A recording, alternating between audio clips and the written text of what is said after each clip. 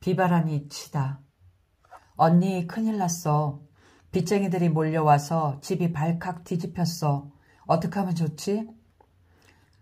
드디어 올 것이 왔구나. 울먹이는 동생의 목소리를 들으며 서유는 생각했다.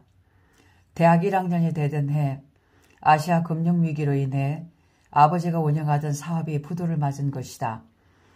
집에 돌아오자 집안이 아수라장이었다. 채권자들이 몰려와 고함을 지르고 가구마다 빨간 딱지가 붙어 있었다.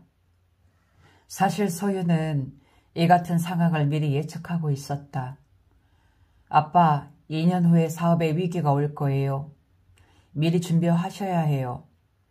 여러 번 얘기를 했으나 아버지는 지나치게 사업에 몰두한 나머지 서윤의 말을 귀담아 듣지 않았다. 무슨 소리를 하는 게냐. 지금 연구 개발이 한창이고 그 일도 착착 잘 진행되고 있다. 걱정 말고 공부에나 집중하거라. 아버지가 귀를 닫고 있는데 어떠할 도리가 없었다.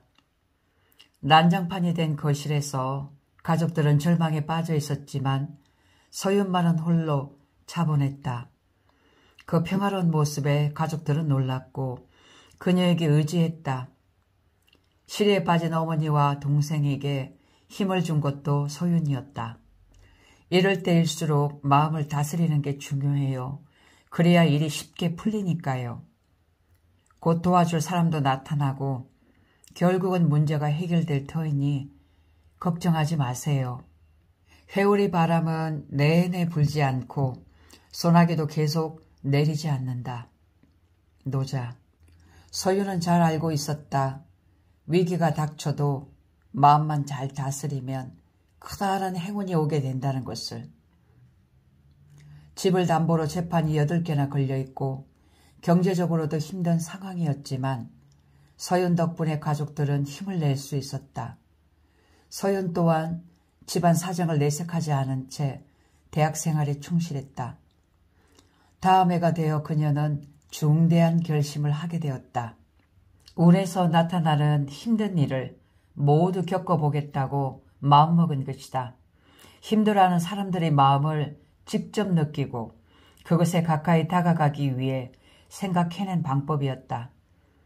대표적인 것이 악연을 거부하지 않고 받아들인 것이다.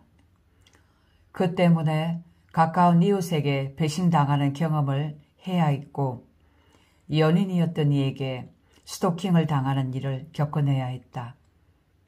일이 잘 풀리지 않던 시기에 일부러 제안을 받아들여 안 겪어도 될 좌절을 맛본 적도 있었다. 힘들 것을 미리 알았다지만 그 고통만큼은 진짜였다. 몸무게가 40kg까지 빠질 정도로 괴로운 나날들이었다. 그러나 아무리 힘들어도 소윤이 게을리하지 않은 것이 있었다.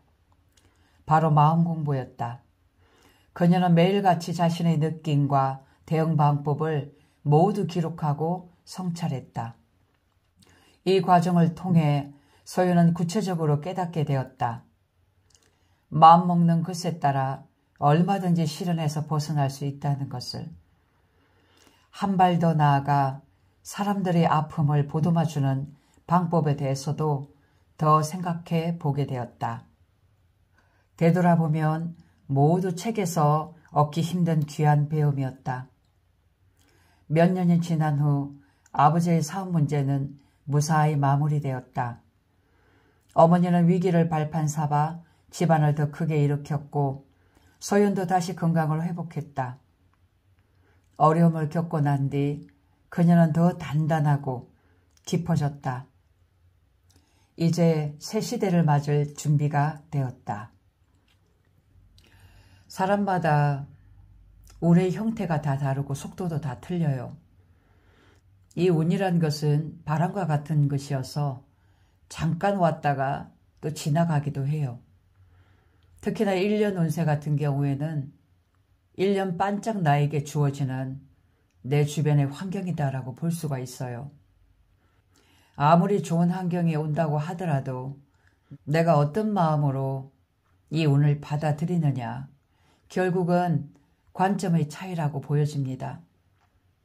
아무리 위기 상황이고 사건, 사고가 온다고 하더라도 내가 받아들이는 마음으로 이것이 도리어 나에게 기회다라고 생각하고 이 어려움을 잘 견뎌낸다면 나를 더 단단하게 만들고 내 자신을 더욱더 굳게 만들어서 앞으로는 어떤 어려움이 오더라도 그 시간을 또 빨리 단축할 수도 있고 인생을 좀 더 빨리 성공할 수 있는 그런 풍부한 경험치가 될 수 있다는 얘기예요.